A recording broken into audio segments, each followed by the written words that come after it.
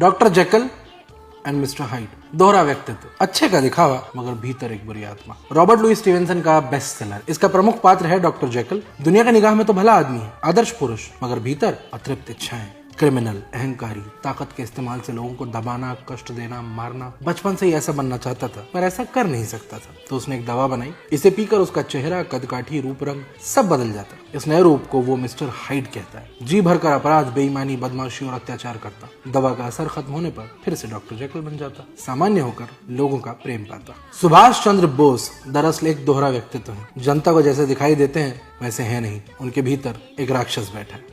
इससे पहले कि आप मुझे लिंच कर दें, ये बात मैं नहीं कह रहा, श्यामा प्रसाद मुखर्जी ने कही है। श्यामा बाबू ने अपनी आत्मकथा में नेताजी सुभाष पर तमाम इल्जाम लगाए हैं, हिंदू विरोधी होने से लेकर डॉक्टर जेकल मिस्टर हाइड तक। 1935 से 40 के बीच सुभाष और श्यामा आमने सामने थे। दरअसल 30 के दशक में श्यामा प्रसाद कांग्रेस पार्टी से मेयर बने, फिर विधायक भी, लेकिन फिर कांग्रेस की सिक्युलर हिंदू मुस्लिम भाई भाई टाइप राजनीति से तंग आकर नया दल बनाया, कृषक प्रजा मजदूर पार्टी। क्या मतलब, सुभाष के रहते कांग्रेस में उनकी दाल वैसे ही नहीं गलती, सो अपना ठेला अलग लगा लिया।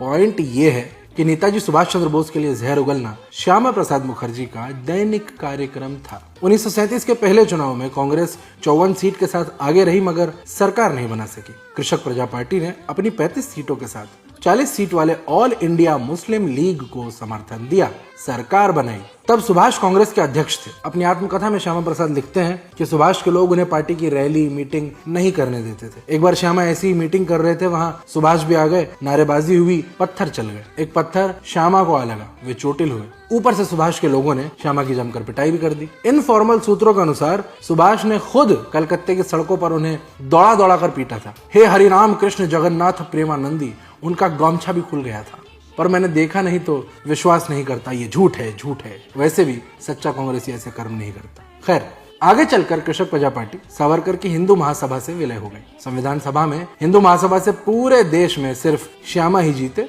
मंत्री बने, सिविल सप्लाईज मिनिस्टर। उन्हें बंगाल के अकाल के समय सिविल सप्लाई का अच्छा अनुभव था ना, जिसमें अन्न के मिसमैनेजमेंट के कारण मात्र 4 लाख लोग मरे। जिन्हें लगता है कि जवाहरलाल नेहरू सुभाष के विरोधी थे, वे लोग आइंदा से ये फैक्ट फेंक कर मारे कि नेहरू ने ऐसे घोर सुभाष विरोधी, परम शत्रु और बदस्तूर गालियां देने वाले श्यामा प्रसाद को अपनी पहली कैबिनेट में बड़ा मंत्री बनाया। नेताजी सुभाष चंद्र बोस को डॉक्टर जेकिल मिस्टर हाइड की तरह दोहरा व्यक्तित्व मानने वाले श्यामा प्रसाद बाप जन्म कभी जेल नहीं गए। जब एक बार कश्मीर में उन्हें जेल में डाला गया, पहले ही दिन हार्ट अटैक आ गया। बेचारे कमजोर दिल के आदमी थे। सुभाष को इस बात का ध्यान रखना चाहिए था। मैं निंदा हथौड़ी उनके द्वारा श्यामा अंकल की आत्मकथा में वर्णित पिटाई की कड़ी निंदा करता हूँ।